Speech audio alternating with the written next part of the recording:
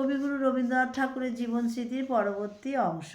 প্রিয় বাবু, এই সন্ধ্যা সঙ্গীত রচনার দ্বারাই আমি এমন একজন বন্ধু পাইয়াছিলাম যাহার উৎসাহ অনুকূল আলোকের মতো আমার কাব্য রচনার বিকাশ চেষ্টায় প্রাণ সঞ্চার করিয়া দিয়াছিল। তিনি শ্রীযুক্ত প্রিয়নাথ সেন। তৎপর্বে ভগ্ন হৃদয় পড়িয়া তিনি আমার আশা ত্যাগ করিয়াছিলেন। সন্ধ্যা সঙ্গীতে তাহার মন জিতিয়া লইলাম। তাহার সঙ্গে যাহাদের পরিচয় আছে তাহারা জানেন সাহিত্যের সাত সমুদ্রের নাবিক তিনি। দেশীয় বিদেশি প্রায় সকল ভাষার সকল সাহিত্যের বড় রাস্তায় ও গলিতে তাহার সদা সর্বদা আনাগোনা। তাহার কাছে বসিলে ভাবরাজ্যের অনেক দূরদিগন্তের দৃশ্য একেবারে দেখিতে পাওয়া যায়। সেটা আমার পক্ষে ভারী কাজে লাগিয়াছিল।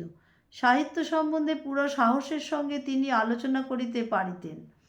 তাহার ভালো লাগা মন্দ লাগা কেবলমাত্র ব্যক্তিগত রুচির কথা নহে। একদিকে বিশ্ব সাহিত্যের রসভাণ্ডারে প্রবেশ ও অন্যদিকে নিজের শক্তির প্রতি নির্ভর ও বিশ্বাস, এই দুই বিষয়ই তার বন্ধুত্ব আমার যৌবনের অনন্তকালেই যে কত উপকার করিয়াছে তাহা বলিয়া শেষ করা যায় না।